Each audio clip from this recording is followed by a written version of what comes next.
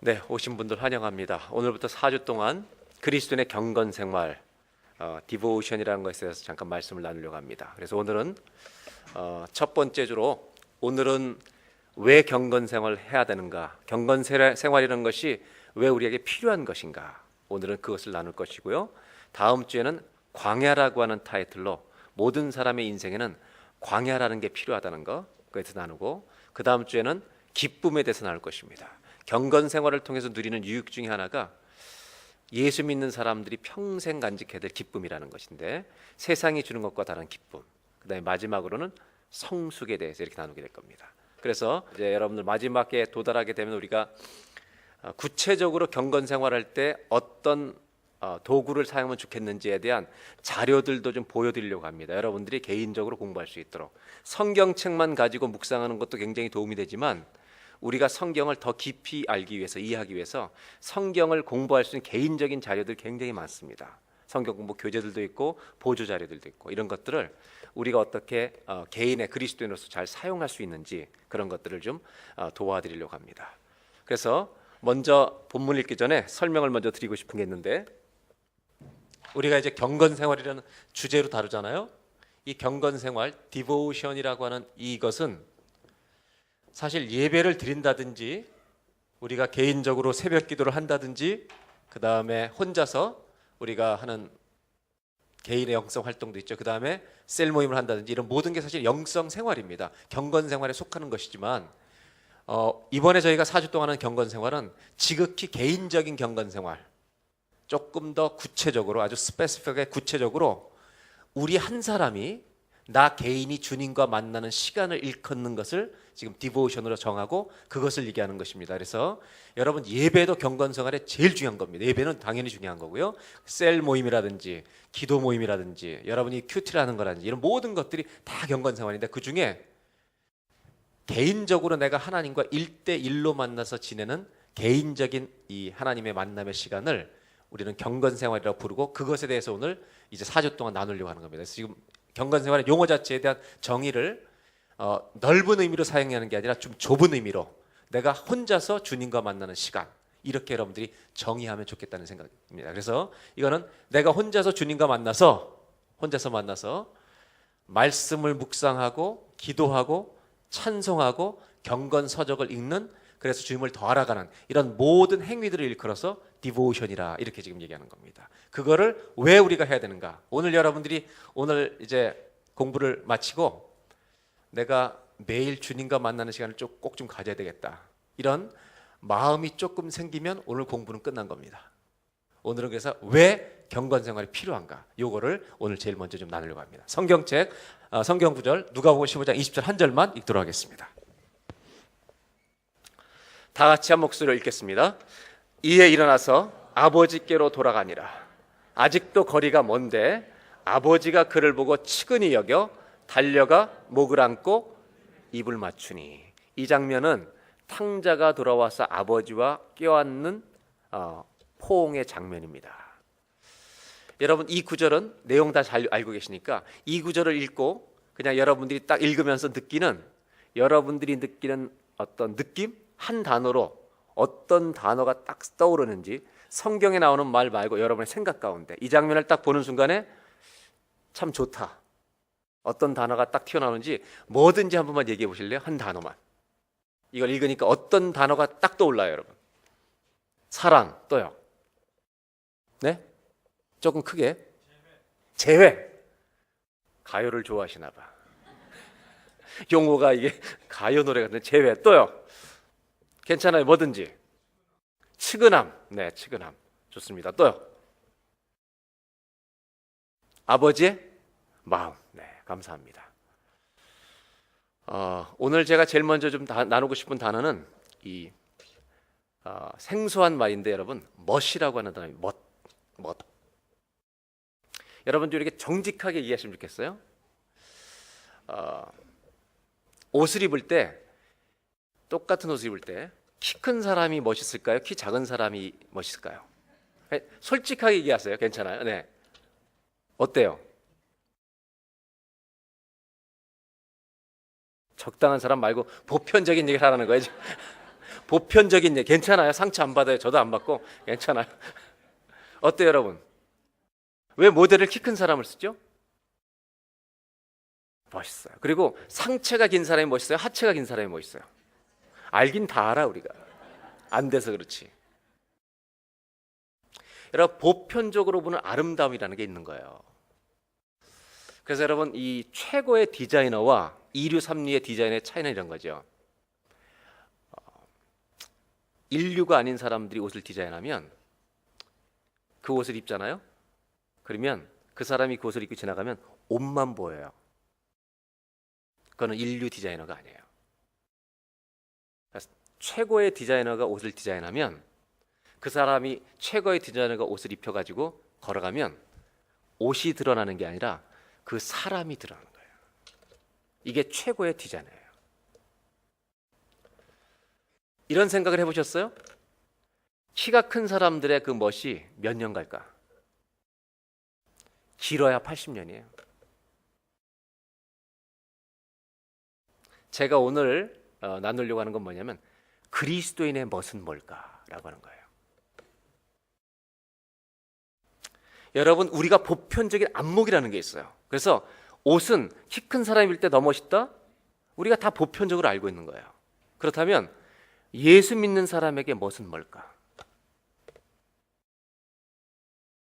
그 멋을 우리에게 만들어 주실 수 있는 분은 하나님밖에 없어요. 이것은 80년은 가는 게 아니에요. 죽는 날까지 가는 거예요. 끝까지 영원히. 저는 이렇게 말씀드리고 싶어요. 그리스도의 멋은 어디에 있느냐? 그 사람 안에 은혜가 있으면 멋이 있어요. 아멘입니까? 키 큰 게 멋이 아니에요. 그리스도의 멋은. 뭐가 있어야 돼, 우리 안에? 은혜가 있어야 그리스도인은 멋있는 사람이에요. 이것을 가장 잘 우리에게 해줄 수 있는 분이 누구라고요? 하나님이세요. 경건생활이라고 하는 것은 결국은 그리스도인의 멋을 갖추어 주는 거예요. 이거는 세상 사람들이 알아주는 게 아니에요. 그래서 이 경건생활은 하나님의 자녀로서의 멋을 간직하도록 도와주는 것입니다.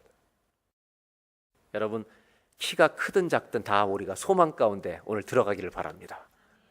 우리가 그런 하나님의 멋, 그리스도의 멋을 소유하고 사는 성도가 됐으면 좋겠다. 이런 마음으로 이제 하나님 말씀을 좀 나누려고 합니다. 제가 이제 경건생활에 대해 얘기를 나누면서 말씀드리고 싶은 건 뭐냐면, 성경은 우리의 신앙생활을 단계로 얘기하는 경우가 굉장히 많이 있습니다. 우리가 하나님 믿고 예수를 믿고 거듭난 구원받은 사람이 되면 그때부터 죽는 날까지 믿음의 우리의 모습을 여러 가지 스테이지로, 단계로 성경은 설명할 때가 매우 많이 있고 그것이 곳곳에 있습니다. 예수님도 사도 바울도 성경에는 여러 종류의, 사도 요한도 마찬가지고 우리의 모든 신앙의 모습을 단계적으로 나눈다는 것을 알 수 있습니다. 예를 들면 요한이 쓴 요한일서에는 이런 표현을 씁니다. 한번 성경을 좀 보여드릴게요.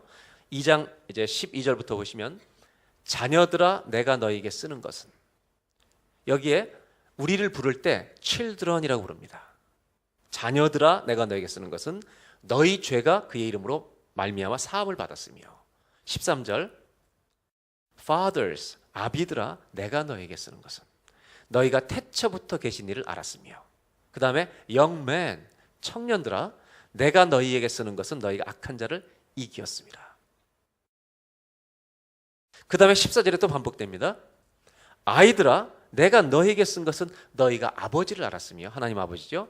그 다음에 fathers 아비들아 내가 너희에게 쓰는 것은 너희가 태초부터 계신 일을 알았으며, 아이들보다도 깊은 하나님을 알죠. 그 다음에 14절 뒤에 청년들아 young men 너희에게 쓴 것은 너희가 강하고 하나님의 말씀이 너희 안에 거하시며 너희가 흉악한 자를 이기었습니다.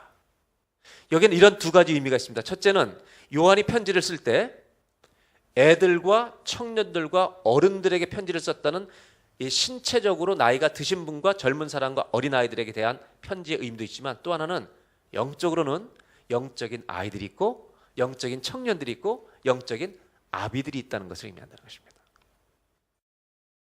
그 다음 말씀을 볼까요? 고린도전서 14장 20절에 사도 바울은 이렇게 말합니다. 다 같이 한번 읽겠습니다.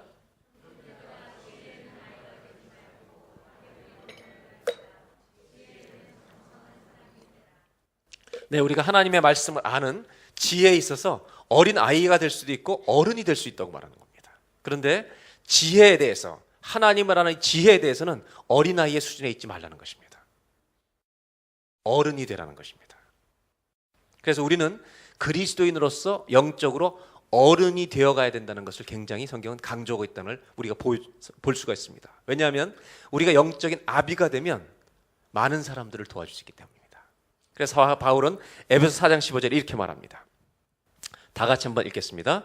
오직 사랑 안에서 참된 것을 하여 범사에 그에까지 자랄지라. 그는 머리니 곧 그리스도라. 우리의 신앙생활의 목표가 누구에게까지 자라가는 거라고요?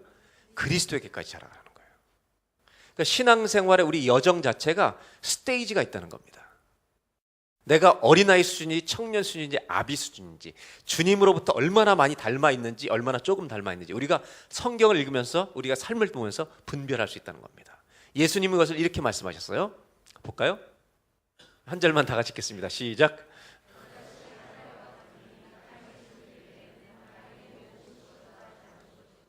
예. 겨자씨 한 알과 같대. 뭐가 겨자씨 한 알과 같다면 하나님의 나라가 겨자씨 한 알 같아서, 하나님의 나라가 우리 안에 가슴에 들어오면 이게 모든 것보다 작은 것인데 이게 큰 나무가 돼서 많은 새들이 깃들게 된다는 거예요. 무슨 얘기냐면 하나님의 복음이 우리 안에 들어오면 어떤 일이 일어나냐면 자라게 된다는 거예요. 그래서 실제로요, 이집트의 왕릉에서 5,000년이 된 미랄이 발견됐대요. 미랄. 몇 년 됐다고요? 5,000년 된 미랄이 발견됐대요. 근데 이 사람들이 이걸 실험으로 땅에 심었어요. 어떻게 됐을까요? 싹이 났다는 거예요. 전 믿을 수가 없어. 싹이 났다는 거예요. 여러분, 하나님의 나라는 우리 안에 이 생명이 들어오면 그 생명은 영원히 존재하는 거예요. 이 나라는 자라간다는 거예요.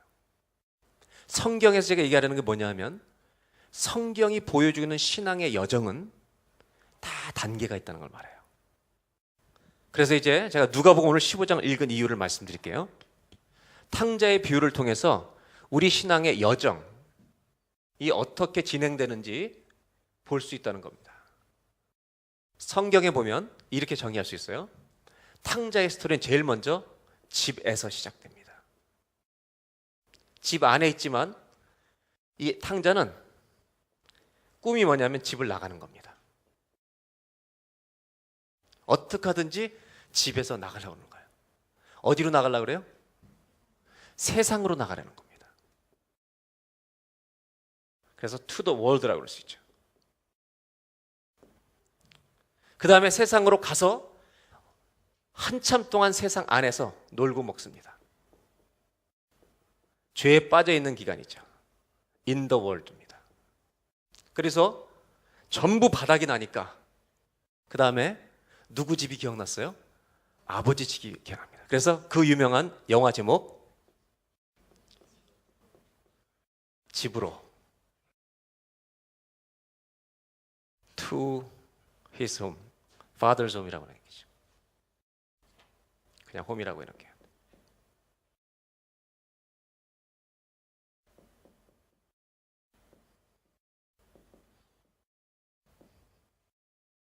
그 다음은 집 안에서.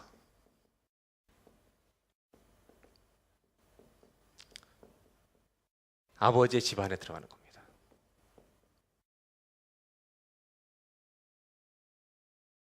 요즘은 제 아내가 소원이 하나 있는데 국제시장이라는 영화를 같이 보러 가자는 거예요. 보셨어요? 안 보셨어요? 보시고도 안 보신 거 하는 거예요? 어떤 분이 갔더니 어제 솔드아웃이래요. 그래서 제 아내는 지금 그 영화를 보는 게 저의 소원이에요. 왜냐하면 쉐어링을 하고 싶대요. 은혜를 나누고 싶대요. 성경 읽고 은혜를 나누자 할 때 이건 꼭 봐야 된다는 거예요, 저한테. 안 보신 분은 보세요. 여기 코키틀람에서 한대요. 하여튼 저도 봐보려고 그래요, 한번. 이 지금 성경을 보면 탕자는 5가지의 스테이지로 라이프를 볼 수 있어요. 근데 이 5가지를 보면서 누가복음 15장은 여러분 뭘 이해하시냐면, 한 사람이 구원받는 이야기의 비유를 세 가지로 정리하고 있는 게 누가복음 15장이죠. 굉장히 중요한 기독교의 내용인데, 잃어버린 양을 찾고 열 드라크마 중에 하나를 찾고 그 다음에 탕자가 돌아오는 기독교 구원의 핵심적인 이야기를 비유로 담고 있는 겁니다. 그런데 이 비유에 이 내용을 과정을 펼쳐놓으니까 한 사람이 하나님을 만나서 살아가는 데까지의 5가지 단계를 보여주고 있는데, 이걸 영적으로 저는 이렇게 설명하고 싶어요. 영적으로 표현하면, 도표를 한번 보여주실까요? 이제 여러분들 저 자료에 이제 들어있는데, 모든 사람은 태어나는 순간 자기가 태어나고 싶어서 태어난 사람 아무도 없어요. 전부 다 하나님으로부터 와요. 그래서 이거를 영적으로 표현하면 from God이에요. 하나님으로부터 온 거죠. 그런데 하나님으로부터 온 우리들이 하나님을 믿으려고 하지 않죠. 전부 다 하나님을 떠나버리죠.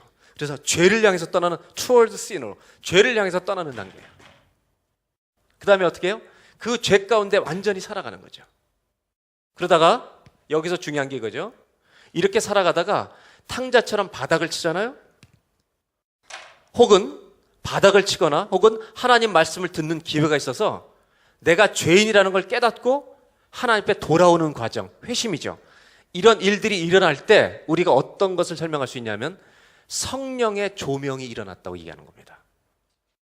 하나님을 잃어버렸던, 모르고 살았던, 하나님부터 왔던 걸 깨닫지 못하고 살았던 우리들이 복음을 듣든지 인생의 고난을 만나든지 이런 걸 통해서 내가 하나님을 찾아가게 되는 과정이 생긴다는 겁니다. 집으로 향하는 거죠. 이래서 회심이라는데, 이럴 때 성령의 조명이 오는 것이죠. 그래서 이 세상 안에서 어떻게 하느냐 하면 아버지 집에 돌아오는 것이죠. 그래서 오늘 성경을 보면 구원이라고 하는 사건은 어디서 일어나는 거냐면, 지금 아버지 집에 돌아와서 아버지를 안는 장면이 예수님을 마치 믿고 거듭나는 사건으로 보여주겠다는 것입니다. 그러면 신앙의 단계는 크게 얘기하면 구원, 두 번째로 가면 구원받은 후에 하나님을, 그리스도를 닮아가는 성화로 이어지는 거죠. 그래서 누가복음 15장의 이야기는 하나님의 창조, 그 다음에 타락, 그 다음에 예수를 만나는 구속, 그럼 구원받은 걸로 끝나는 게 아니라 구원받은 후에 그리스도까지 자라가는 성장이 일어나야 된다는 것입니다. 그래서 15장을 읽어보면 이런 내용이죠. 이 집안에 들어오는데 아버지의 이제 재회를 하는데, 오늘 성경을 읽어본 구절 중에 아들이 아버지 집에 돌아왔을 때 아버지가 껴안는 장면을 목격하면서 여러분 뭘 느끼셨습니까? 그렇게 질문한 이유는 이거죠. 저는 멋있어요. 너무 죄에서 결단하고 돌아온 아들도 멋있고 그 아들을 용서해주는 아버지도 멋있는 거예요. 은혜가 있기 때문에. 그러면 이 장면에서 이제 오늘 우리가 얘기하는 경건생활은 뭐냐면, 이 아들이 아버지 재산을 다 탕진하고 돌아왔잖아요. 우리 모든 사람이 하나님으로부터 왔기 때문에 내가 가진 모든 것이 사실은 주님 것인 거죠. 이걸 가지고 전부 죄악된 데 살다가 아버지 집에 돌아오는 거예요. 그럼 아버지 집에 돌아온 이 아들은 아버지의 유산을 다 받아서 방탕하고 썼기 때문에 이제부터 아버지 집안에 사는 것은 아버지의 마음 안에 들어가서 사는 건데, 아버지가 하시는 일을 내가 도와드리는 삶을 평생 살겠다는 각오로 들어오는 거죠. 이것이 억지가 아니라 이제는 감사와 기쁨을 하게 되는 거죠. 이게 그리스도의 삶이죠. 그러니까 결국 신앙생활이라는 것은 누구가 하시는 일을 도와드리는 거냐면 하나님 아버지가 하시는 일을 도와드리는 게 믿음 생활입니다. 맞습니까? 이게 교회 신앙생활의 가장 중요한 거죠. 내가 하고 싶은 일을 하는 게 아니라 이제 아버지 집에 들어와서 아버지가 하는 일을 돕는 아들이 되겠습니다. 이것이 거듭난 자가 가지는 꿈이고 소원이 돼야 되는 거죠. 교회라고 하는 것이 가장 중요한 일은 예수님이 하시던 일을 계속 우리가 수행해 가는 것이죠. 그것이 교회의 본질적인 목적인 거죠. 자, 그러면 이 감격적인 탕자가 아버지로부터 자기의 죄를 깨닫고 아버지께 돌아오는 장면을 누가복음 15장 우리가 다 알고 있는데, 이 아버지를 껴안는 아들의 결심은 이제 내가 내 마음대로 살지 않고 하나님 아버지와 함께, 내 육신의 아버지, 여기 탕자에서는 이 아버지 집에 살면서 아버지의 꿈을 함께 나의 꿈으로 갖고 아버지를 돕는 인생을 살겠습니다라고 결정을 하는 것이 이제 그리스도의 삶의 시작인 거죠. 얼만큼 하느냐는 사람마다 다른 거죠. 근데 경건생활이 왜 필요한가에 대한 얘기를 이제 하려는 겁니다. 우리 모든 성도는, 여기 나와 있는 분들은 예수님을 만난 다음에 이제 지금 아버지의 꿈을 가지고 살아가는 단계죠. 그럼 경건생활이 왜 필요하냐면 이런 겁니다. 이 안에 사는데, 아버지 집안에 살고 그런 꿈을 가지고 사는데, 하나님 아버지로부터 용서는 다 받았는데 우리 안에 여전히 뭐가 있냐면 연약한 죄성이라는 게 남아있다는 거예요. 그래서 과거에 놀던 게 기억나는 거예요.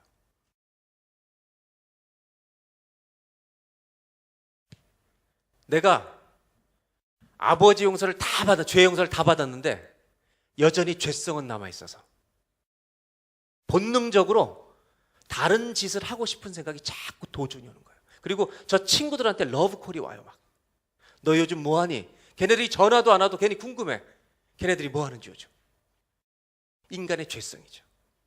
그래서 우리는 죽는 날까지 미완성이에요. 죽는 날까지. 이걸 이렇게 설명드릴 수 있죠. 내가 분명히 지금까지 살아온 모든 죄가 사함 받았음에도 불구하고 우리는 죄성이 여전히 존재하는 몸을 가지고 이 땅을 살아간다는 거죠. 그래서 아버지의 집에서 이 꿈을 가지고 사는데 10년, 20년 계속 순전하게 이 꿈을 갖는 게 아니라 끊임없이 나를 공격하는 내 죄성들이, 역사한 일들이 내 안에 일어나요. 죄성만이 아니라 사단의 공격이. 그래서 내가 하나님의 꿈을 꾸고 있던 내가 정말 이게 맞나? 아버지가 나를 용서한 건가? 이런 생각으로 자꾸 의심이 될 때가 있는 거예요. 그리고 심지어 내가 이쪽이 궁금해요. 우리가 하나님의 구원받은 자녀로서 아름다운 꿈과 거룩한 디자이어를 가지고 우린 다 사실은 거듭나는 거예요. 그래서 우리 모두는요, 우리 안에 아버지의 뜻대로 살고 싶은 이 거룩한 꿈이 말 안 해도 다 있습니다. 그 안에 씨가 심겨져 있는 줄로 믿습니다. 하나님의 나라 씨가 심겨져 있는 거예요. 그런데 문제는 뭐냐? 우리가 연약한 거예요. 우리가 연약해서 우리가 이 꿈을 이루어가는데 장애를 일으킬 수 있다는 것입니다. 이거를 잘 알고 있는 게 참 중요하다는 겁니다. 그래서 1번 문제를 보십시오. 경건 생활이 왜 필요한가? 1번 다 같이 한번 읽어볼까요?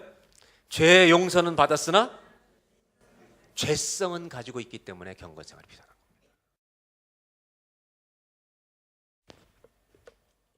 괄호에다 뭐라고 쓰면 되겠어요? 왜 경건 생활이 이렇게 필요하냐면 아버지의 꿈을 꾸고 들어와 있는데 내가 완전하지 않고 죄성을 가지고 있기 때문에, 포지션은 하나님의 자녀가 됐는데 죄성이 이어져 있는 미완성의 작품이기 때문에, 그래서 내 죄성이 나를 자꾸 다른 생각으로 끌어간단 말입니다.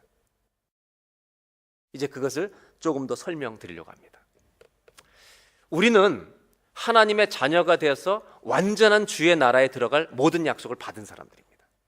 그런데도 불구하고 우리의 몸과 우리의 실존은 여전히 죄성이 있어서 저런 세상에 대한 그리움과 동경이 있다는 것입니다.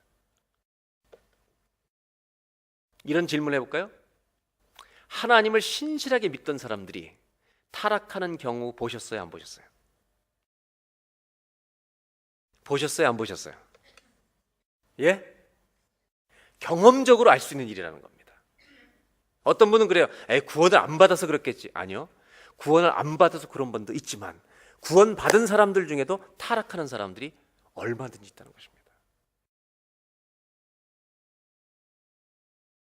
제가 한 권의 책을 보는 중에 어떤 목사님이 자기가 경험한 얘기를 쓰는데, 미국의 어떤 큰 교회에서 목회하시는 목사님인데 자기가 강연을 위해서 다른 어떤 바닷가에 컨퍼런스를 강의하러 갔었어요.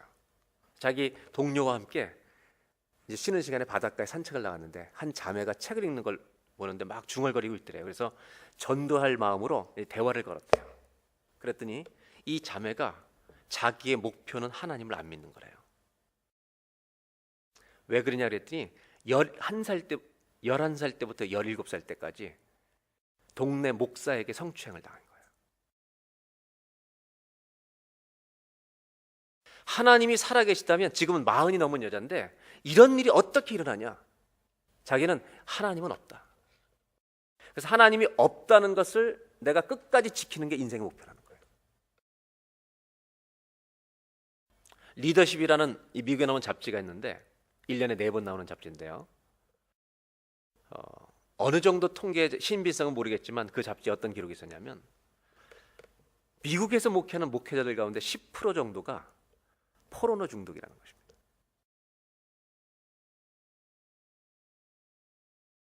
여러분, 신실한 사람들이 믿음에서 넘어지는 경우를 우리는 흔히 듣습니다. 아주 흔하진 않지만 가끔 들 수 있습니다. 얘기는 뭐냐면 우리의 죄성이라는 것을 똑바로 우리가 알고 있으라는 것입니다. 우리는 금방 넘어질 수 있는 존재입니다. 그래서 저는 가요 중에 복음성가 거의 90% 수준의 온 노래들을 몇 개 알고 있어요. 그 중에 하나가 인생은 미완성, 쓰다가 남은 편지. 정말 좋은 가사예요.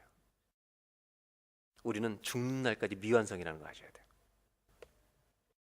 두 번째로는 이 첫 번째는 경험적으로 우리가 우리의 죄성을 알고 있어요.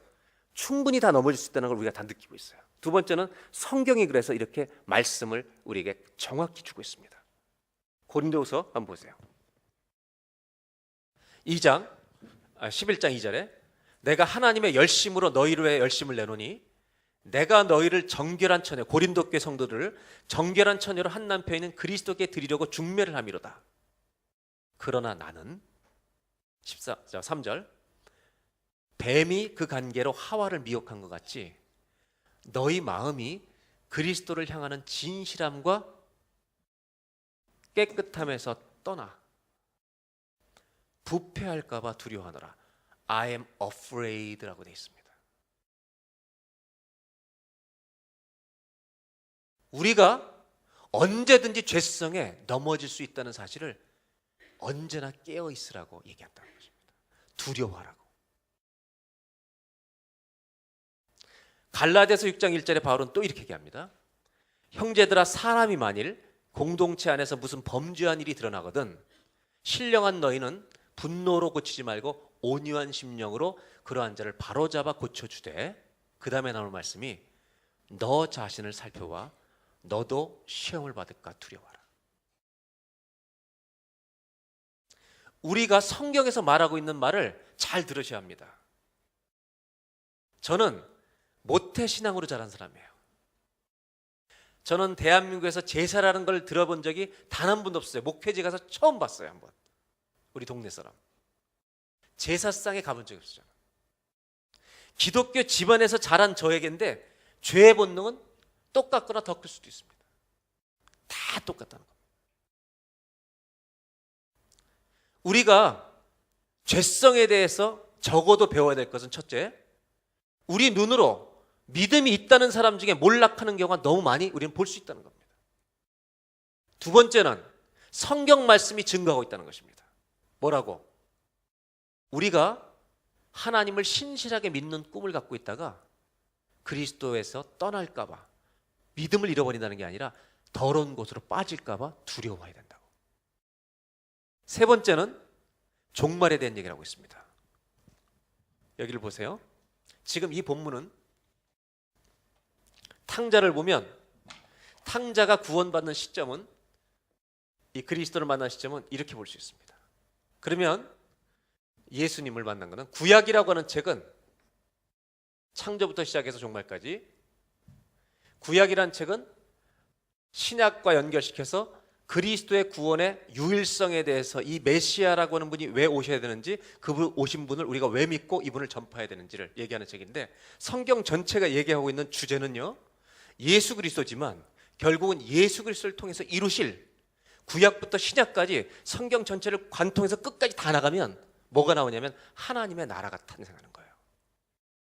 그러니까 성경은 구약에서부터 신약까지 하나님이 창조부터 종말까지 끌고 가셔서 역사를 하나님의 나라라고 하는 것을 우리에게 주실 줄로 믿습니다, 여러분. 이것이 성경에 관통하는 주제예요. 하나님의 나라가. 예수 그리스도 구원이라고 하는 것이 성경의 가장 큰 주제지만 결국 이 주제의 끝에 뭐가 서 있냐면 하나님의 나라를 주께서 이루신다는 겁니다. 그럼 예수 그리스도가 이 땅에 오셨다는 건 뭘 뜻하느냐? 이렇게 신학은 정리하죠. 예수님이 이 땅에 오셨다는 것은 구약에서부터 말하고 있는 장차올 하나님의 나라가 이 땅에 이미, 하나님의 나라, 예수 그리스도가 하나님의 나라신데 이 땅에 이미 오신 거예요. already. 그러나 그러나 하나님의 나라를 맛봤지만 완전하게 온 것은 아닙니다. Not yet. Already not yet. 아직 온 건 아니에요.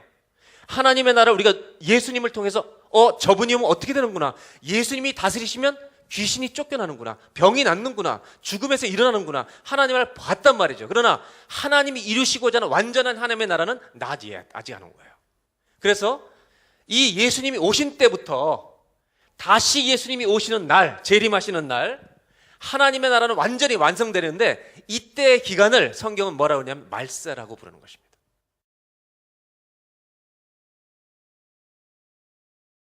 하나님의 나라는 완전하게 주님과 함께 임할 줄로 믿습니다. 그날 우리가 기다리는 거죠. 그래서 우리는 그 나라에 가는 것을 믿고 살아가는 거죠. 그런데 이제 말씀드린 세 번째 문제는 뭐냐면 죄성에 대한 얘기인데 이 말세, 예수님이 오신 때부터 예수님이 다시 오실 때까지 이런 일들이 죄성 때문에 우리를 더 죄에 빠지게 하는 일들이 훨씬 더 많이 일어난다는 겁니다. 왜 그러는지 제가 조금 이따 설명드리려고 그래요. 디모데후서의 3장 이렇게 말하고 있습니다. 너는 이것을 알라. 말세에 고통하는 때가 이르러 2절 사람들이 자기를 사랑해요. 돈을 사랑해요. 자랑해요. 교만하며 비방하며 부모를 거역하며 감사하지 않고 거룩하지 않고 3절 무정하며. 여러분 무정하며가 영어로 뭐예요? 뭐예요? Without love예요. 사랑이 없다. 이 원어의 의미는 어디까지 가냐면 가족끼리도 사랑이 없어진다는 거예요. 그러니까 가정이 깨진다는 걸 뜻해요. 원통함을 풀지 못하고 모함, 절제하고 하지 못하고 사나우며 선한 것을 좋아하지 아니하며 4절 다 같이 한번 읽겠습니다.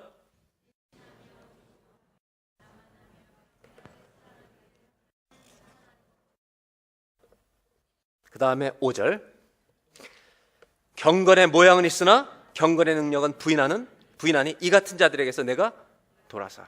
4절을 다시 보여줄까요?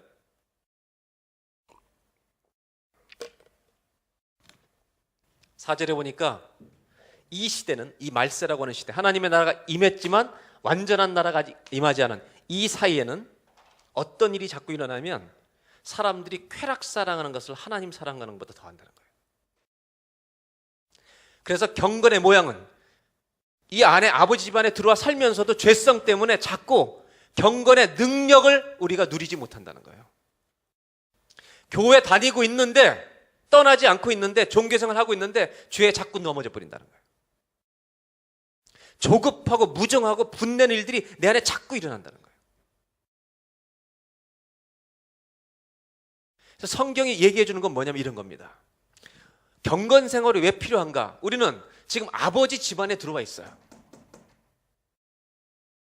그런데 우리의 죄성 때문에, 죄는 사함받을 죄성 때문에 우리가 하나님의 자녀로서 하나님의 꿈을 이루면서 주님과 함께 계속 가는 삶에 많은 방해물을 우리가 제공한다는 거예요. 경건 생활이 왜 필요하냐면 이런 우리가 두려워하는 문제들이 있기 때문에 주님과 함께 교제하는 시간은 경건의 모양을 가지는 게 아니라 경건의 능력을 가지는 시간이 될 줄로 믿습니다. 그래서 경건 생활이라는 게 너무 중요하다는 거예요. 그렇다면 이제 이거를 여러분 이해하셔야 되죠. 무슨 얘기냐면 그렇다면 우리가 죄성이 있기 때문에 두려워하는 대로 끝이면 안 된다는 겁니다. 성경은 두려워하되 깨어있대. 그런데 깨어있지만 우리가 분명히 이해할 것은 뭐냐? 우리의 신분을 알고 하나님이 누구신지 아는 것을 점점 알아간다면 우리는 이 죄성에 무너지는 삶이 아니라 죄성에 이겨나갈 수 있는 삶을 살게 된다는 것이다.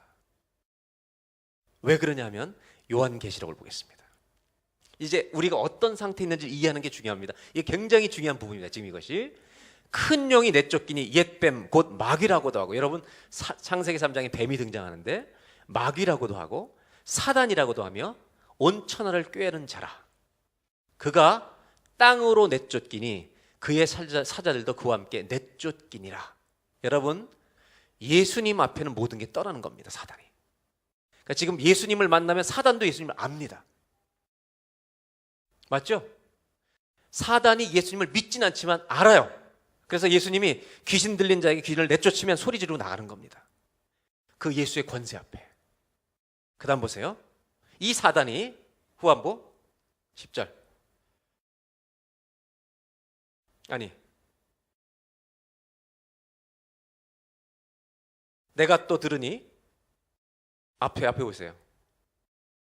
9절. 함께 늦쫓기니라. 이제 10절. 다 같이 한번 읽겠습니다. 앞부분 시작. 이제 우리 하나님의 구원과 능력과 나라와 그리스도의 권세가 뭐가 나타났다고요? 여러분 잘 보세요. 그리스도의 권세가 나타났다는 것은, 예수가 이 땅에 오셨다는, 하나님의 나라가 왔다는 것은 사단이 가장 싫어하는 일이 일어났다는 것입니다. 창세기 3장에 인간을 유혹했던 뱀의 머리를 이 아담의 후손이 깨뜨리리라 얘기했잖아요. 그 그리스도가 오심으로 말미암아 이 모든 그리스도의 권세 앞에 사단의 세력은 다 무릎 꿇게 될 수밖에 없는 일이 일어나 버린 거예요. 이 일이 그리스도 앞에서는 사단이 힘을 못 쓰게 된다는 거죠. 그래서 10절 후반부에 이렇게 되어 있습니다. 우리 형제들을 참소하던 자, 곧 우리 하나님 앞에서 밤낮 참소하던 자가 쫓겨나고 11절 다 같이 읽습니다. 우리 형제들이 어린 양의 피와 자기들이 증언하는 말씀으로써 그를 여기까지 뭐로 이겼다고요? 어린 양의 피와 하나님의 말씀으로. 아멘. 여러분, 우리가 경건생활 왜 필요한지 이 말씀을 잘 이해하는 게 중요하죠. 무슨 얘기냐면, 우리가 내 죄성 때문에 내가 죄에 빠질 수 있다는 두려움, 그래서 두려워하고 그걸 깨어있으라는 거죠. 두려워하라는 말이 아니라 깨어있으라는 말이죠. 너희들이 조심하라는 말이죠. 그런데 두려워하고 조심하는 수준에 머무는 것이 아니라 신앙생활은 깨어있되, 더 중요한 것은 우리의 권세가 어떤 자리에 있는지 똑바로 알아야 된다는 거예요. 그래서 경건생활을 누리는 거죠. 뭐냐면 어린 양의 피가, 하나님의 말씀이 이 모든 사단의 권세를 이기언노라라고 말씀하시는 거예요. 이 얘기를 하는 겁니다. 잘 보세요. 우리가 하나님의 자녀가 되는 순간에 일어나는 일이 뭐냐면, 사도 요한일서에 사단이 너희를 만지지도 못하리라고 얘기했어요. 여기 만지지 못한다는 말은 공격을 하지 않는다는 말이 아니죠. 우리를 소유할 수 없다는 말이죠. 어린 양의 피는 뭐를 상징하는 말이냐면 이런 거죠. 애굽에서 노예로 묶여있던 사람들이 마지막 재앙을 하나님이 내리실 때, 유월절 재앙 마지막 내릴 때 장자를 다 죽이는데, 그때 어린 양의 피를 문설주에 바르시잖아요. 그래서 모든 장자를 칠 때 그 집은 다 살리잖아요. 완전한 보호 속에 들어가죠. 내가 예수 믿을 때 어떤 일이 일어나냐면, 저와 여러분의 인생의 집에 전부 다 예수의 피로 주님이 발라주신 줄로 믿습니다. 이 일이 일어났다는 것이죠. 그건 무슨 얘기냐? 내가 하나님의 자녀라고 하는 자리에서는 절대로 빼앗기지 못하는, 하나님의 사랑에서 누가 우리를 끊으리요? 아무도 빼앗아갈 수 없는 하나님의 자녀된 권세와 신분과 하나님 나라에 들어간 100%의 확신을 하나님은 약속으로 보장해 주셨다는 거죠. 근데 그것을 감정으로 주신 게 아니라 어린 양의 피로 행하셨다는 거죠. 그 어린 양의 피로 약속하시고 건져내셨을 뿐만 아니라 말씀으로, 진리로 우리에게 확증해 주셨다는 거죠. 이것이 우리가 서 있는 위치라는 거예요. 그러면 이제 왜 이 말씀을 지금 이렇게 드리냐면, 우리는 이 자리에 들어온 다음부터는 이 구원받고 하나님의 자녀가 돼서 하나님의 꿈을 위해 사는 이 자리에선 죄성 때문에 넘어질 수도 있지만, 우리의 하나님 나라에 들어가는 이 사랑과 이 확신과 구원의 이 기쁨은 사단이 가져갈 수 있어요, 없어요? 없어요. 이걸 잘 아셔야 돼요. 사단은 우리를 oppression, 영어로 우리를 공격하고 누를 수 있지만 obsession, 소유할 수는 없다는 거예요. 왜? 하나님의 사랑에서 아무도 빼앗을 자가 없기 때문입니다. 이 자리에 있어요. 그러면 잘 들으셔야 됩니다. 사단이 할 수 없는 게 무엇인지 정확히 알고 있다는 거예요. 사단이 성도들에게 할 수 없는 게 무엇인지 알고 있다는 거예요. 그건 뭐냐면, 사단은 우리를 하나님의 손에서 빼앗을 수 있어요, 없어요? 없다는 것을 명확히 알고 있어야 됩니다. 아멘입니까? 이거를 정확히 알고 있어야 돼. 그래서 경건생활이 왜 중요한지를 알 수 있는 거예요. 사단은 우리를 하나님의 나라에서 빼앗아갈 수 없어요. 왜? 주님이 얻으셨기 때문이죠. 어린 양의 피로. 그러면 사단이 할 수 있는 게 뭘까요? 하나님의 나라의 백성들을 사탄은 못 가져가요. 그러면 사단이 할 수 있는 일이 뭐냐? 잘 보세요. 이 말세의 기간인데, 주님이 다시 오시는 날, 완전한 하나님의 나라가 임하는 날, 이 사단의 모든 권세는 지금 활동하고 있죠. 파도를 일으키며 활동하고 있죠. 우리들을 공격하고. 그러면 하나님의 나라가 임하는 날, 주님이 다시 오는 날, 이 모든 것은 어떻게 돼요? 다 박살이 날 것입니다. 아멘입니까? 근데 이 사단은 그거를 정확히 알고 있는 거죠. 자기가 곧 끝나는 거죠. 자기 임기가 끝나는 거예요. 이제 그리스도 앞에 완전히 박살 나는 거죠. 그리고 하나님의 자녀들은 빼앗아 갈 수도 없죠. 그러면 하나님의 자녀에게 할 수 있는 일이 하나 있죠. 빼앗아 갈 수 없으니까 예수 믿는 사람답게 못 살게 하는 거예요. 이건 할 수 있다는 겁니다. 사단은 하나님이 어떤 일을 하실지 알고 있습니다. 우리를 어떻게 행하셨는지 알고 있습니다. 어린 양의 피로 우리를 건져서 문설주의 피를 다 발라서 아무도, 여기 있는 사람 아무도 예수 믿었다면 사단은 여러분을 주로부터 하나님으로부터 빼앗아가지 못할 줄로 믿습니다. 그래서 사탄이 할 수 있는 게 뭔지 아세요? 우리를 그리스도인답게 살지 못하도록 만드는 겁니다.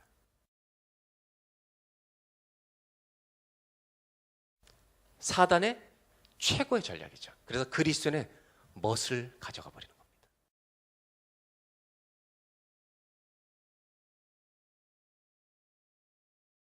이렇게 얘기할 수 있죠.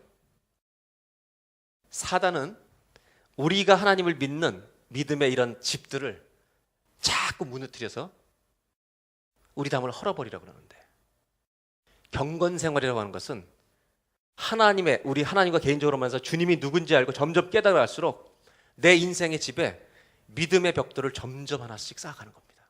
그래서 사단이 공격할 때 안 넘어지는 거죠. 경건의 능력을 갖기 시작하는 거죠.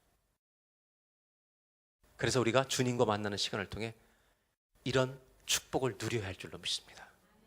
그러면 사단이 그리스도인답게 살지 못하게 하는 가장 중요한 방법 중에 하나가 뭔가? 예수 믿는 사람을 여러분 빼앗아갈 수 없는 걸 아는 사단은 예수 믿는 사람을 예수 믿는 사람답지 못하게 만드는 거예요. 수많은 죄악된 방법들이 있는데 보편적으로 가장 강력한 방법이 뭐냐면 중독성이 큰 거, 데미지가 큰 것을 우리한테 계속 공격하고 있다는 겁니다. 그게 뭐냐면요, 성적 타락입니다. 성적으로 부패해지면, 타락해지면 여러분 가장 큰 수치심을 느끼게 됩니다. 그 중독성은 사람에게 너무 크다는 겁니다. 그래서 고린도전서 6장 19절에 이렇게 말하고 있습니다. 너희 몸은 너희가 하나님께로부터 받은 바 너희 가운데 계신 성령의 전인 줄을 알지 못하느냐. 너희는 너희 자신의 것이 아니라. 20절 다 같이 읽겠습니다. 값으로 산 것이 되었으니 그런즉 너희 몸으로 하나님께 영광을 올려드리라는 거예요. 근데 이 말이 너희 몸이 하나님의 핏값으로 산 것이 되었으니 너희 몸이 성전이에요. 성령이 거하는 전이라는 거예요. 이 얘기를 19절 앞에 무슨 말씀을 한 다음에 하는지 아십니까? 그 6장 19절 앞에 있는 말씀이 6장 18절이에요. 보세요. 다 같이 한번 읽겠습니다. 음행을 피하라. 사람이 범하는 죄마다 몸 밖에 있거니와 음행하는 자는 자기 몸의 죄를 범하는 것이다. 여러 가지 일이 있지만 사단이 그리스도인을 그리스도인답게 살지 못하게 하는 가장 주된 공격 중에 하나가 성적 타락이라는 것입니다.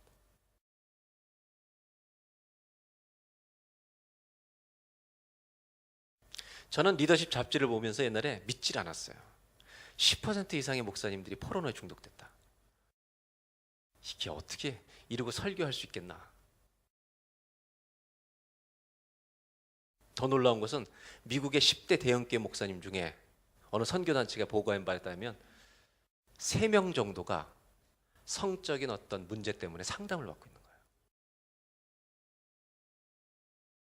여러분, 사람이 굉장히 위험해요. 그래서 베드로는 뭐라고 얘기냐면, 그 다음에 베드로서 한번 보겠습니다. 다 같이 한번 5장 8절 한 절만 먼저 읽죠. 시작.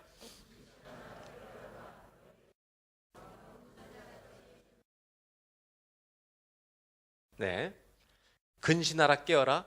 사단이 마귀가 우는 사자처럼 두루다니며 삼킬 자를 찾아요. 왜? 자기 때가 다 된 거라는 거예요. 내 때가 다 됐기 때문에 빼앗아 올 수는 없어요. 근데 손상을 입힐 수 있죠.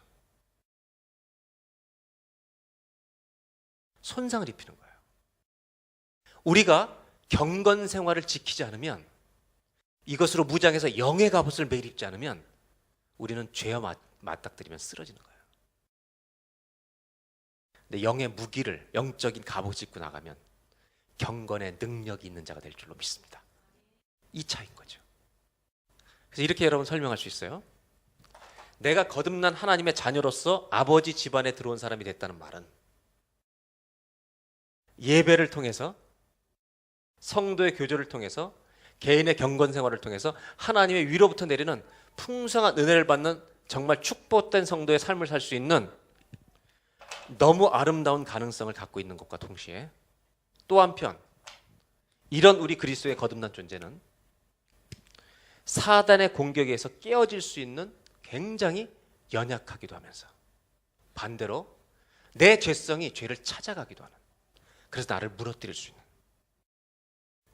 죄는 사함 받았지만 죄성이 여전히 존재하는 이런 사람으로 우리가 서 있다는 거죠. 그래서 이때 우리가 하나님을 찾는 경건 생활을 가지면 우리는 경건의 능력을 갖추는 사람이 되어갈 수 있지만, 경건 생활을 안 할수록 우리는 죄에 너무 쉽게 쓰러지는 사람으로, 이 죄성이 점점 드러나는 사람으로 변질되어 갈 수 있다는 것입니다. 그래서 여러분, 은혜라고 하는 것은 두 군데로부터 딱 와요. 하나는 하나님이 나한테 오시든지 내가 주님께 가든지. 경건 생활은 뭐예요? 내가 주님의 지성소로 가버리는 거예요. 오늘 첫 번째로 나누고 싶은 게 이겁니다. 우리 모두가 왜 경건 생활이 필요하냐? 예수님이 오신 때부터 다시 오실 때까지 사단이 할 수 없는 일과 할 수 있는 일을 정확히 알고 있다는 것입니다. 자기의 때가 점점 마지막에 오겠다는 걸 알고 있습니다. 그래서 그의 공격 목표는 그리스도인을 하나님으로부터 빼앗아갈 수 없다는 걸 알기 때문에 그리스도인을 그리스도인답게 살지 못하게 만드는 겁니다. 그래서 성적인 타락을 유발시키고, 돈으로 거짓말하게 만들고, 사람으로 조급하고 분노하고 정말 화나게 만드는 사람으로 살게 하고, 전혀 그리스도인답게 살지 않는 이런 공격들을 우리한테 정말 우는 사자처럼 덤벼드는데, 우리가 깨어서 하나님의 갑옷을 입는 경건 생활에 들어가지 않으면 우리는 너무 위험하다는 것입니다. 경건 생활을 통해서 경건의 능력을 갖추고 이제 죄와 싸우는 일에 뛰어드는 저와 여러분 되시기를 주의 이름으로 축원합니다. 사실 경건 생활은 영적 전쟁을 시작한다는 말입니다. 아시겠죠? 아이들은 전쟁이 뭔지 몰라요. 엄마 품에 있기 때문에. 그런데 크면 알게 되는 겁니다.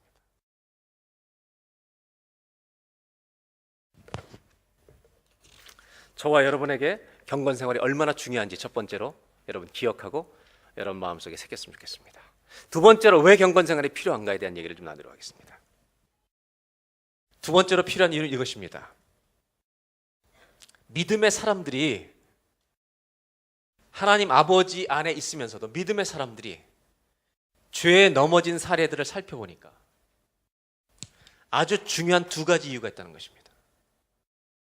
아주 중요한 두 가지 이유. 첫째는 뭐냐면, 아버지 집에 있는데 내가 과거에 타락했던 경험이, 내가 죄를 짓고 놀았던 경험이 나를 부르고 있다는 것입니다. 그러니까 그 환경에 무방비 상태로 나가 놓으니까 거기 가놓으면 옛날에 짓던 죄를 그대로 질 수 있다는 것입니다.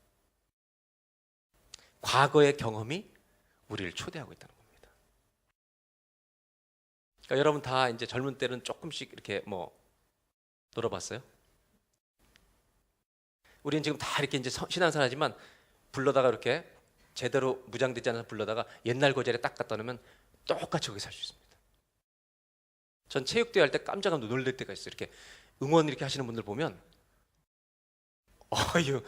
저분 만만치 않은데? 저분 예수 안 믿어서 큰일 났겠다. 이런 생각 드는 분이 있어요. 저는 그런데 많이 못 가봤어도 저는 나이트클럽이라는 이런 고고장, 저는 신학교 4학년 때 한 번도 가본 적이 없어요. 우리 청년들이 저보러 반드시 가야 된다는 거예요. 저보러. 당신이 세상을 알아야 목회를 한다고. 그래서 제가 저희 교회가 내발산동 카라파트 쪽에 있던 교회였는데 저를 데리고요 화곡동에 있는 나이트클럽에 교인 우리 청년들이 저를 데리고 앉아라도 있으라는 거예요. 전 교회 청년들이 나이트클럽 가서 그렇게 참 춤 잘 출 줄 몰랐어요. 가서 있다 보니까 이거 재밌네. 제가 딱 2번 가봤어요. 나이트클럽인가 고고장이라는 데를. 근데 워낙 이 기독교 집에 사는 이게 생리함. 저는 춤을 못 춰요. 제 아내와 저의 소원이 춤 한 번 잘 춰보는 게 소원이에요. 본능적으로 안 돼요, 우리는. 그래서 제가 춤 많이 웃을 거예요. 그래서 아예 안 해잖아요. 그런데 이 타락한 사람들의 유형을 보면 과거의 경험 때문에 또 간다는 거예요. 건드리면 어려운 일이 찾아왔을 때 건드리면 글로 가버리는 거예요. 또 한 가지는 이겁니다. 자, 과거에 내가 죄를 지었던 경험이 나를 이끌어가는 사람들도 있고, 두 번째는 내 인생에 수많은 상처들, 그 아픔들이 내 죄악의 실패들뿐만 아니라 내 인생의 성장 과정의 상처들이 나로 하여금 하나님을 신뢰하는 자리로 나가지 못하게 하고, 오히려 하나님 안에 있으면서도 그 신뢰를 누리지 못하고 하나님이 정말 나를 사랑하셔 그리고 저쪽으로 가버린다는 겁니다. 예를 들면 이런 거죠. 탕자가 아버지 집안에서 잘 열심히 일해요. 이제 아버지를 도우려고 막 열심히 살다가 1년 동안 하다가 이런 마음이 드는 거예요. 근데 아버지가 진짜 나를 용서하실까? 이때 중요한 건 뭐냐면 아버지를 만나면 답을 알아요.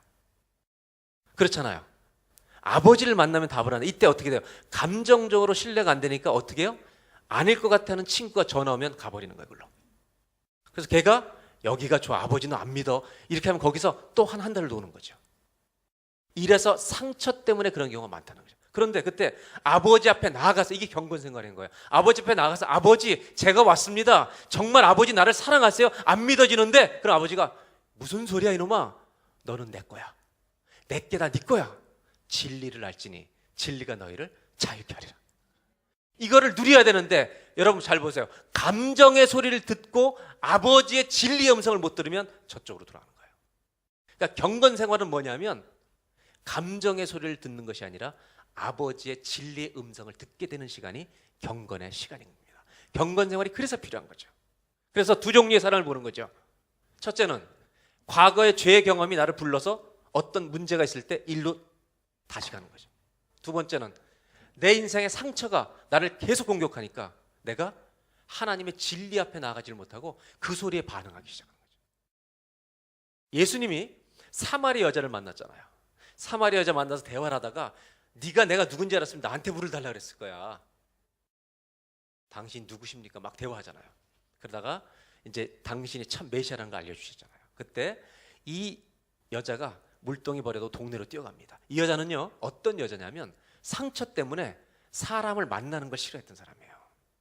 왜? 사람 만나면 상처 더 받으니까. 전부 다 수군거린 거예요, 자기를. 근데 예수님은 특별한 분이셨죠. 4장 39절에 이렇게 말하죠. 이 여자의 말이 동네 가서 얘기하는데, 내가 행한 모든 것을 예수님이 나에게 말해줬다. 네 남편이 과거에 5명이나 있었다. 네 남편이 없다고 말하는 것이 옳도다. 과거의 것을 다 말했는데 세상 사람들의 말은 전부 다 나한테 칼이 돼서 들어왔다는 거예요. 내 수치와 상처를 저분이 얘기하면 다 아픔에 칼이 돼서 찔렀는데 이분은 그걸 다 아는데도 뭐라고 얘기해 줬냐면 여전히 너는 존귀한 사람이라는 걸 가르쳐 줬다는 거예요. 여러분, 놀라운 것은 이걸 아셔야 돼요. 십자가의 보혈 안에 들어간다는 것은 내 과거의 상처를 주님이 다 씻어주시고 우리를 하나님의 존귀한 자녀의 자리로 다시 회복시켜주는 것, 이것이 주님을 만나는 자의 은혜인 줄로 믿습니다. 경건 생활이라는 건 뭐냐면 내 과거의 죄악의 실패와 내 인생의 수많은 상처가 경건 생활을 통해서 주님의 지성소에 들어가서 하나님 아버지 앞에 나갈 때 그분은 내 수치심을 다 씻어주시고 존귀한 자로 우리를 회복시켜 준다는 거예요. 그때 우리는 뭘 알게 되냐면 이런 얘기를 하죠. 내 평생에 이런 소리는 처음 들어봅니다 라고 하는 거예요. 그 사람은 내 상처와 대면하는 거예요. 이제 이 아줌마들을 만날 때, 수군거리는 아줌마를 만날 때 옛날에 다 상처가 돼서 피해 다녔는데 이제는 동네 가서 만나는 거예요. 너 그때 놀던 여자 아니야? That's okay. 왜? 주님이 나를 존귀한 자로 인정해 준 말씀과 진리가 나를 지배하고 있기 때문입니다. 그래서 여러분, 그리스도인답게 살아가는데 제일 중요한 건 뭐냐? 상처와 수치와 죄악의 실패는요, 더 못 살게 만들어요. 근데 하나님 앞에 나가면 내 수치스러운 모든 것을 용서하시고 존귀한 자라는 회복을 주시는 은혜를 부어주시기 때문이에요. 그러니까 여러분, 은혜를 부어주시는, 우리는 은혜가 필요한 존재예요. 부족한 자이기 때문에 그 은혜가 부어져야만 그리스도인다운 멋을 낼 수가 있다는 말이에요. 그래서 만났는데 껐떡이 없는 거예요. 아무리 옛날에 여자들이 소리 질러도 예전에는 그냥 비수처럼 꽂혔는데 지금은 그걸 컨프런트, 대면할 수 있는 거예요. 이걸 이렇게 비유할 수 있죠.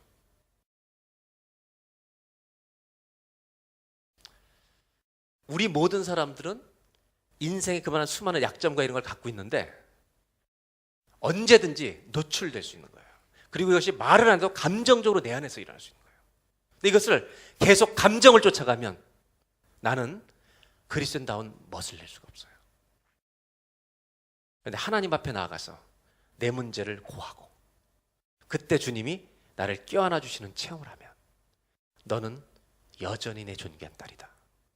현장에서 가늠하다 잡힌 여인을 너는 오늘부터 내가 처녀로 본다. 너는 처녀다. virgin이다. 이렇게 얘기하는 거예요. 그러면 모든 과거가 씻겨져서 떨어져 나가버리는 거죠. 그리스도의 피로 정죄함이 없어지는 역사가 우리한테 일어나는 거죠. 든든히 서는 거죠. 그래서 여러분, 이번에 프린트물에 괄호 안에 뭘 넣어야 될까요? 그리스도인은 뭐예요? 은혜가 있어야 그리스도인답게 살아갈 수 있기 때문에 우리 경건 생활이 필요한데 그 은혜를 받는 것은 두 가지밖에 없어요. 하나님이 나한테 오시든지 내가 하나님께 나아가든지. 그러니까 가장 능동적으로 우리가 주님께 나아가는 것이 주중에 예배가 없는 날에도 나 혼자 하나님만은 지성소로 담대히 나아가면 은혜의 보좌로 나아갈지니라. 그러면 하나님의 은혜를 받는 거잖아요. 이걸 이렇게 제가 설명드릴게요. 비유로. 우리의 과거의 문제가 마치 범람하는 강처럼 우리한테 계속 올 수 있습니다. 나를 넘어뜨리려고. 그런데 이스라엘 백성이 애굽을 건너 가나안에 들어갈 때 모세가 죽은 다음에 여호수아가 요단강을 건너가야 되는데 요단강은 자기들을 죽이는 강입니다. 지금. 그런데 하나님이 건너가라는 거예요. 그래서 이 여호수아가 어떻게 하냐면 하나님 말씀을 진리를 붙들고 죽일 것 같은 물을 보는 것이 아니라 진리를 붙들고 언약궤를 맨 제사장들과 다 정결케 한 다음에 옷을 빨고 정결케 한 다음에 발을 내디디라는 거예요. 하나님은 뭘 요구하시냐면 하나님의 전능하신 능력이 우리 인생에 나타나기 위해서 믿음의 발을 내디디라는 거예요. 내딛는 거죠. 요단강에 딱 서는 거죠. 그러면 나를 죽일 것 같은 요단강물이 멈추어 서는 거예요. 여러분, 이 말입니다. 우리가 경건 생활을 통해서 하나님의 진리의 약속을 붙드는 순간 나를 범람해서 넘어뜨려 갔던 내 죄의 과거의 상처와 모든 실패의 강들이, 나를 쓰러뜨리는 강들이 여러분 앞에서 멈춰 서는 역사가 일어날 줄로 믿습니다. 이 용기가 어디서 나오는 거냐 이거예요. 오늘 이 비밀을 나누는 겁니다. 사실은 여호수아가 그 나를 죽일 것 같은, 우리를 죽일 것 같은 요단 강물에 발을 내디딜 수 있는 믿음의 용기가 어디서부터 나오는 거냐? 원래 심장이 그런 사람이냐 이거예요. 성경은 여호수아의 비밀을 이렇게 얘기하고 있습니다. 출애굽기를 보겠습니다. 모세가 항상 장막을 취하여 진 밖에 쳐서 진과 멀리 떠나게 하고 회막이라 이름하니 여호와를 앙모하는 자는 다 진 바깥 회막으로 나가며. 8절, 모세가 회막으로 나아갈 때에는 백성이 다 일어나 자기 장막문에 서서 모세가 회막에 들어가기까지 바라보며. 이제 중요한 구절 11절입니다. 사람이 자기의 친구와 이야기함 같이 하나님과 묵상 속에 들어가는 것이 교제 속. 여호와께서는 모세와 대면으로 말씀하시며 모세는 그 경건 생활을 마치고 진으로 돌아왔는데 눈의 아들 젊은 수종자 여호수아는 회막을 떠나지 아니하니라. 여호수아가 요단 강물에 내딜 수 있는 믿음의 용기는 성품에서 나오는 게 아니라, 기질에서 나오는 게 아니라 그가 하나님과 만났던 지극히 개인적인 경건 생활 속에서 나온다는 것입니다.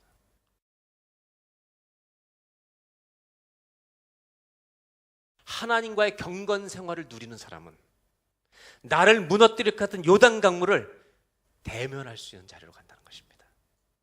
왜? 더 이상 그것이 나를 쓰러뜨릴 수 없는 하나님의 권세의 피의 보혈로 보호받는 나를 내가 약속을 붙들고 서 있기 때문입니다.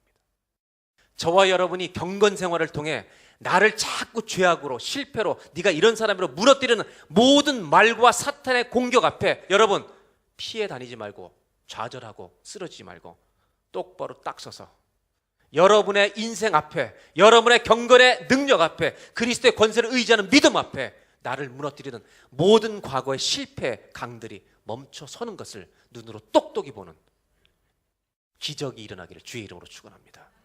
어떤 사람에게 일어나냐? 주님과의 경건 생활을 간직한 사람한테 내 과거의 부끄러운 것과 내가 딱 대면하는 거예요. 이렇게.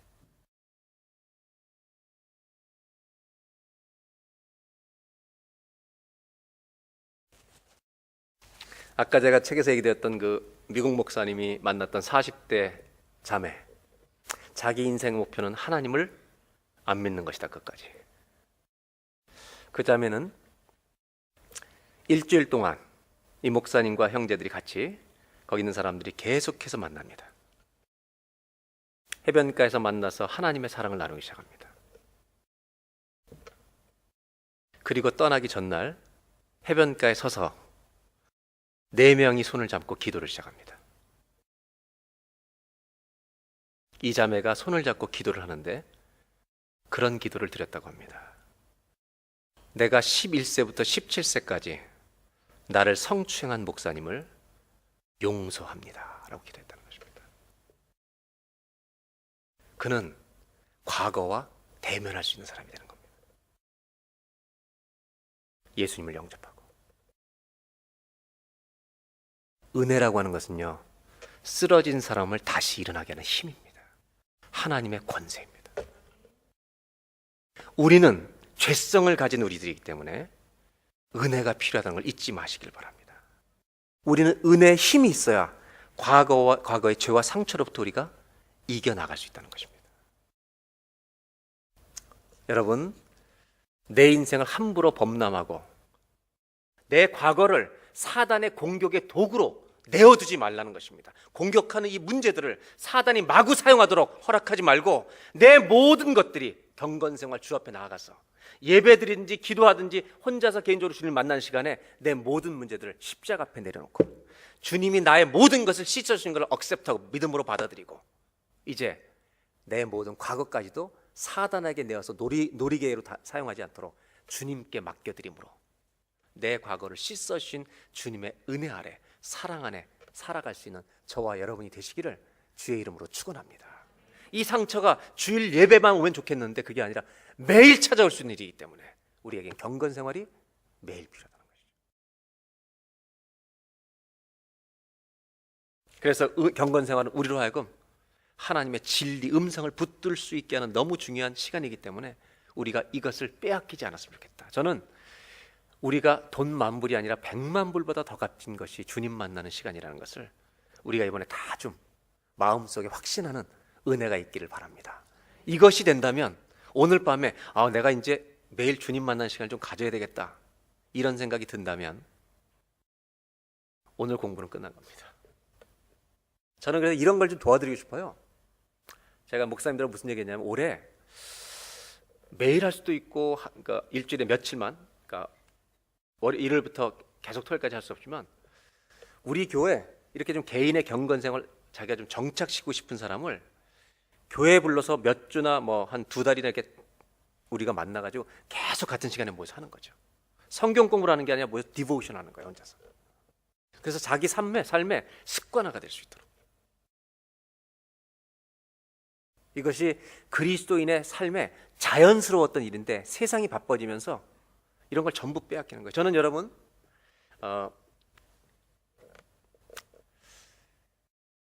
우리 예수 믿는 사람들이 크리스천 라이프 자체를 잃어버려 가고 있다고 생각해요. 여러분 여기 사시면서 이렇게 한국 드라마 보고 이제 좋은 프로그램들도 많으니까 그런 거 보는 거 정서적으로 도움이 돼요. 우리한테 굉장히 좋은 겁니다. 그런데 그것도 도움이 되는데 하나님과 만나는 것은 얼마나 큰 도움이 되겠습니까? 너무너무 큰 도움이 되는 거죠. 그래서 드라마 한 개 안 보고 그거 하나를 주를 위해서 드린다면 여러분 드라마 10개 봐도 기뻐할 수 있는 사람이 될 것입니다. 왜냐하면 그 가치는 무엇과도 바꿀 수 없기 때문에. 마지막으로 하나만 더 나누겠습니다. 왜 경건 생활이 필요하냐면 이 집안에서 처음 살아 들어올 때 이 아들은 아버지의 꿈을 가지고 아버지를 도와드린 일로 불타오르는 심정입니다. 우리 안에 이게 다 있습니다. 그런데 문제는 뭐냐면 이 집에 큰아들이 있었습니다. 은혜가 왜 중요한가 잘 생각해 보세요.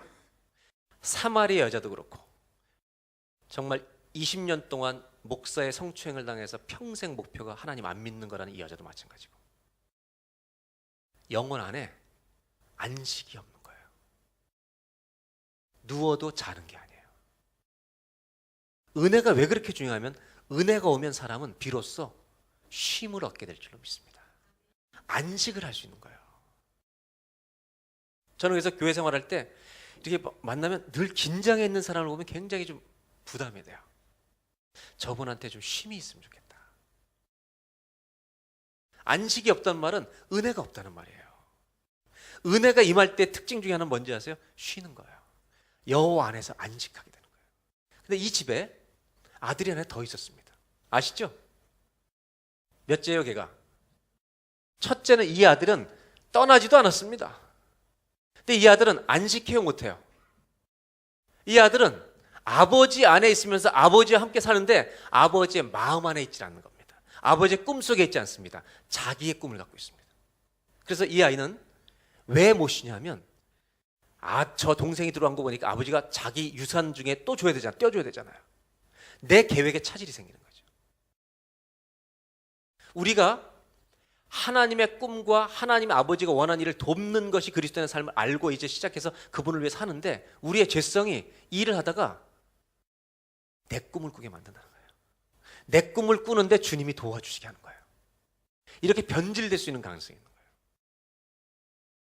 그래서 하나님의 꿈을 지속적으로 꾸으려면 죄인은 하나님과 지속적인 대화를 나눠야 돼요.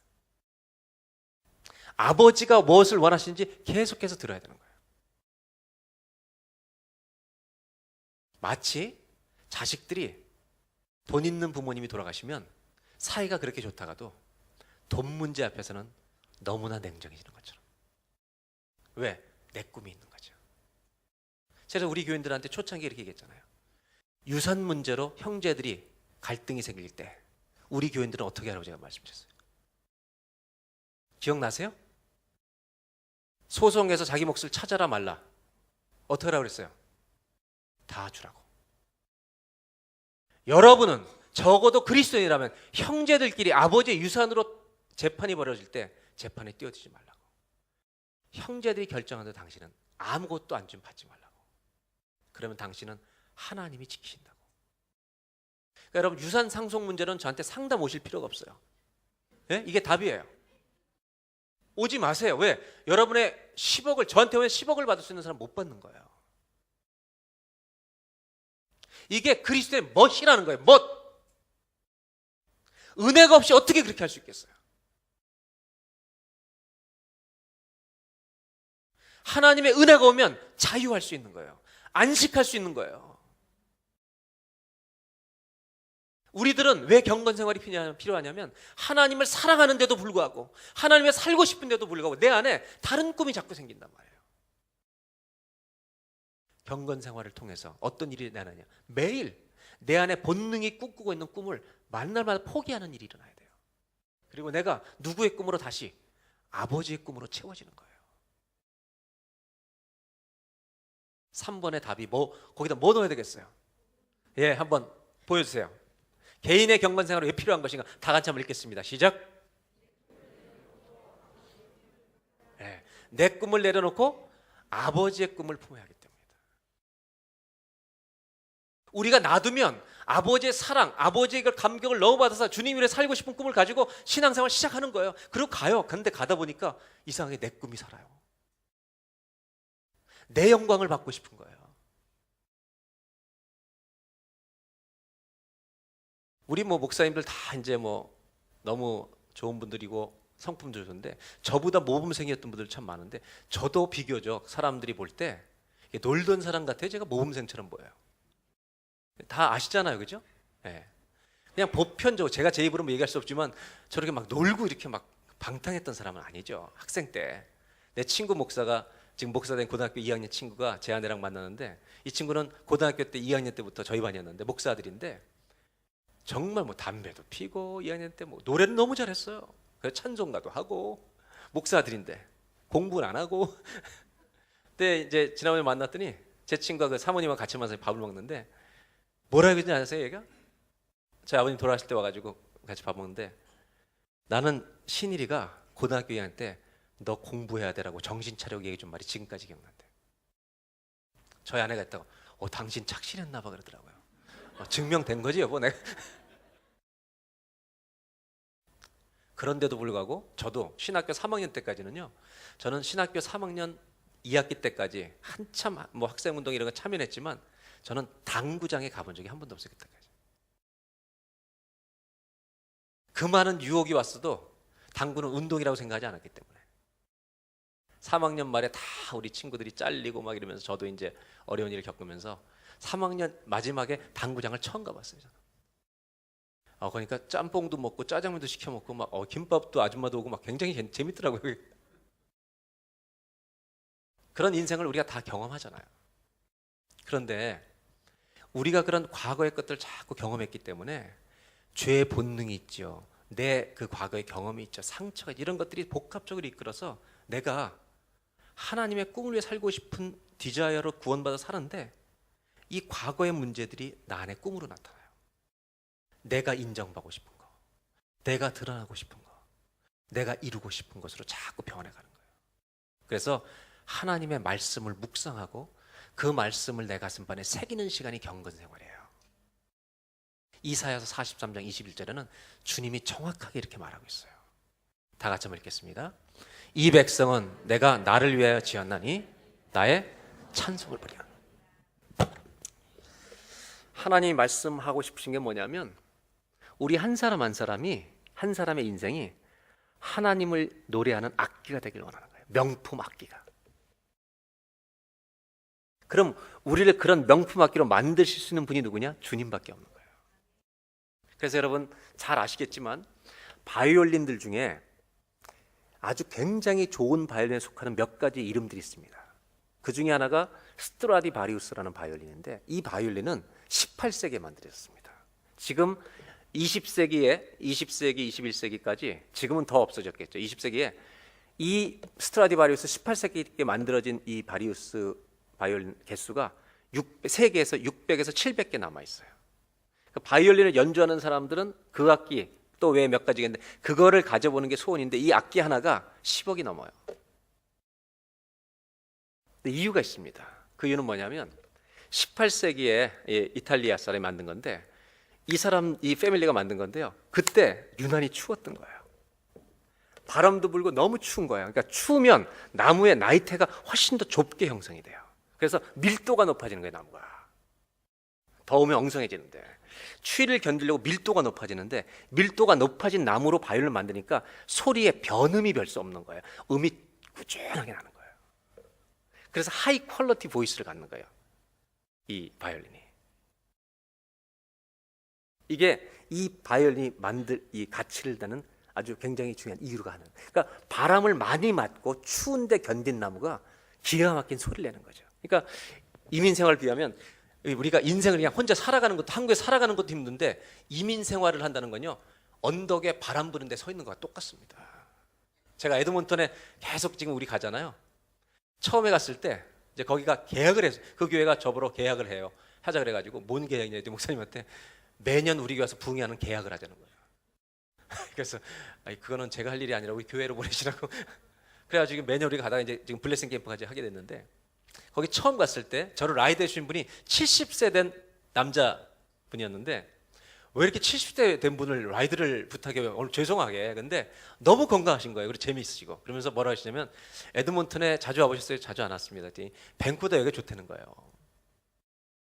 그래서 제가 왜 좋아요? 그랬더니 여기는 아싸라대요. 추울 때 확 추워버리고. 밴쿠버처럼 으슬으슬 비 내리지 않고. 거기는 자기들은 여기는 견디겠는데 밴쿠버 가면 뼈가 시렵대요. 우리 여기 오면 오히려 희한해요. 그러면서 무슨 얘기를 하시냐면 에드몬턴 사람들 셉니다. 여기 에드몬턴 오신 분들 있잖아요. 에드몬턴 사람 강하다는 거예요. 그래서 왜요? 그랬더니 우리는 일단 기본적으로 다 에드몬턴에서부터 여러 군데 멀리 떨어져 살기 때문에 차로 다니는 것이 너무 익숙한 거예요. 이것이. 그러면서 이런 얘기를 했어요. 자기 아는 교인 가정을 소개했는데 27년 동안 주유소를 했대요. 작은 주유소를. 에드먼턴에서 좀 떨어지는 데서. 근데 24시간 하는 주유소래요. 24시간 하는 주유소인데 목사님 잘 들으세요. 이 부부가 27년 동안 24시간을 직원 한 명 안 쓰고 했다는 거예요. 하루에 6시간씩 자고. 그러면서 목사님, 그 사람이 강하겠습니까? 안 강하겠습니까? 밴쿠버 사람 강하겠다는 말 못 하겠더라고요.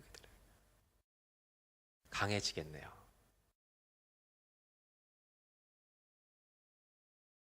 제가 무슨 생각이 들었겠어요? 이 강한 분들한테 무슨 말씀을 전해야 되나? 이제 제가 마지막 이제 정리를 좀 하겠습니다. 9시가 벌써 다 됐네요. 시간이 이렇게 빨리 가는지 모르겠네요. 그러니까 우리 성경 공부 4주 동안 제가 하는 건 1시간 반 전에 안 끝납니다. 일찍 갈 생각 하지 말고 오셔야 돼요. 오실 때 4주는. 왜냐면 이거를 제가 4주 1시간 안에 끝내려면 6주에서 8주를 해야 되는 거니까. 그리고 끝나면 정말 주님께서 은혜를 주셔서 경건 생활을 같이 하는 그룹들이 좀 일어났으면 좋겠어요. 그래서 한번 그거는 제가 못하 저랑 목사님들이 좀 하더라도 처음 한 몇 달 동안 자리 잡는 것도 한번 좀 고민해보고 있어요 지금. 그리고 마지막에 우리가 저 책상에 펴놓고 여러분들이 혼자 공부할 수 있는 보조 교재들, 내가 요한복음을 공부할 수 있는 거 아니면 공부할 때 필요한 책들을 여러분들이 보시고, 내가 이런 것들은 평생 좀 가지고 있고 또 하나씩 공부할 때 이런 책들을 사서 공부하면 좋겠다, 이런 것들 여러분들이 개인적으로 가지고 공부하는 것이 그리스도인에게 지극히 자연스러운 일입니다. 특별한 게 아니라는 거예요, 여러분. 그걸 우리가 지금 사단에게 빼앗기고 있는 거예요. 크리스천 라이프 자체를, 스타일 자체를 잃어버리는 거예요, 우리가. 제가 얘기하는 건 이겁니다. 왜 강함이라고 하는 얘기하냐면, 고난이라고 하는 것은 사람을 강하게 만들어요. 오늘 제가 마지막으로 정리하려고 하는 겁니다. 여러분, 낫이라는 거 알죠? 낫, 곡식 빼는 낫, 곡괭이, 그 다음에 칼이라는 거 있잖아요. 검. 이거를 만들 때, 쇠로 만들 때 이게 좋은 낫과 좋은 칼이 되려면 반드시 뭘 해야 되냐면, 그냥 쇠는 못 씁니다. 아시죠? 배다가 쇠가 나갑니다. 이걸 반드시 뭐예요? 어디다 넣어요? 불에 넣어요. 불에 넣어서 새빨갛게 만들었다 그걸 다시 어디다 넣어요? 찬물에 넣어요. 이걸 뭐라 그래요? 이걸 무슨 질이라고 그래요? 예? 예.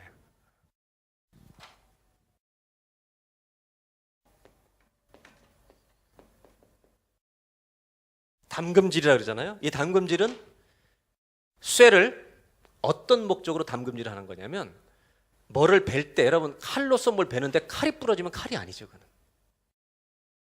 이 담금질이라는 것은 열을 팽창시켜서 이거를, 그 팽창된 상태를 그대로 찬물에 넣어서 이 쇠의 강도를 높이는 것입니다. 이민 생활하는 거예요, 사실은 이 쇠들이. 그래서 강도가 세지는 거예요. 그래서 이걸 그렇게 하는 거예요. 근데 잘 맞춰야지 이걸 함부로 하다가 유리처럼 깨어집니다. 이것도 기술입니다. 그래서 이 팽창된 상태로 찬물에 넣어서 그 강도를 높이는데, 아주 재밌는 현상은, 강도를 높이기 위해서 뜨거운 물에서 찬물을 넣다 보니까 무슨 일이 생기냐면, 쇠가 전부 다 조금씩 비틀어지는, 트위스트하는 거죠. 휘어지는 겁니다. 그래서 명품 검을 만드는 사람들은 그 담금질했던 칼을 딱 보고 우리는 잘 보이지 않는 휘어짐을 잡아내는 겁니다. 그래서 그 휘어짐을 망치로 때려서 일자로 만들어내는 이 작업을 무슨 질이라고 해요, 이것도. 자, 담금질은 쇠가 어떻게 하도록 돕는 거예요? 강해지도록, 강도를 높이도록 돕는 게 담금질이에요. 그러면 강해지는 것들은 반드시요, 트위스트가 돼요, 휘어요. 그럼 그 트위스트 된 거를 똑바로 잡아주기 위해서 그거를 보고, 그걸 본 사람만이 그걸 잡는데, 이거를 명검을 만드는 사람들만 할 수 있는 거예요. 이렇게 만드는 질을 담금질이라고 하지 않고 똑바로 잡아주는 걸 벼름질이라고 우리 한국말로 그래요.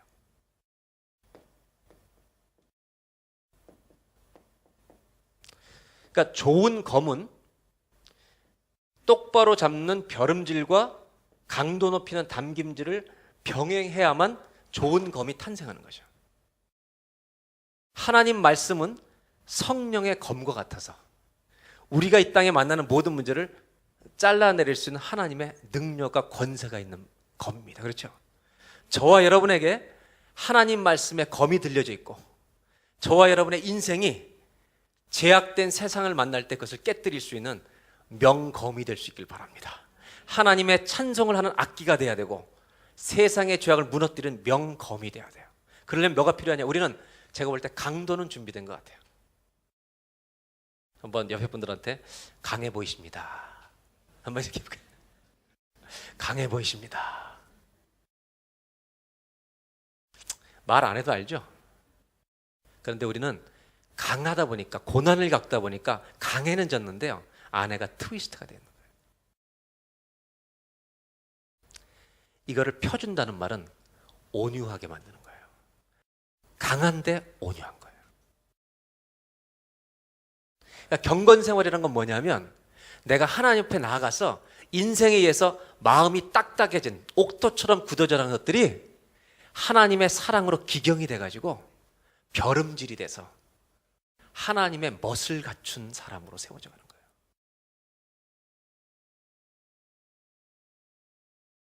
그래서 명검이 태어나는 거죠. 하나님은 우리를 창조하실 때 이 백성은 내가 나를 위하여 지었나니 나의 찬송, 나의 영광을 드러내기 위해서 지었노라. 그러면 내가 하나님의 자녀가 되었다면 그런 하나님의 사용하시는 명품의 악기와 명품의 검이 되어야 될 거 아니에요. 하나님의 꿈을 이루어드리는.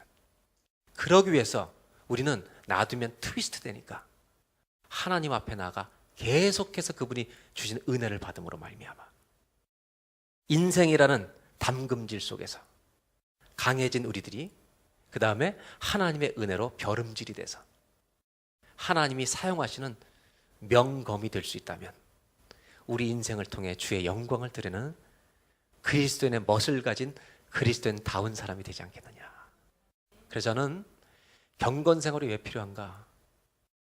하나님 자녀다운 삶을 살아가기 위해서는 반드시 필요하다는 것입니다. 그래서 하나님은 모세에게도 미디안 광야라는 40년의 담금질이 있었고 수제자 베드로에게도 예수님을 3번이나 부인하는 고난과 좌절 속에 들어가는 불의 담금질을 통해서 그리고 그를 다시 네가 나를 사랑하냐는 벼름질을 통해 하나님의 아름다운 수제자의 모습으로 다시 갖다 놓는 거죠.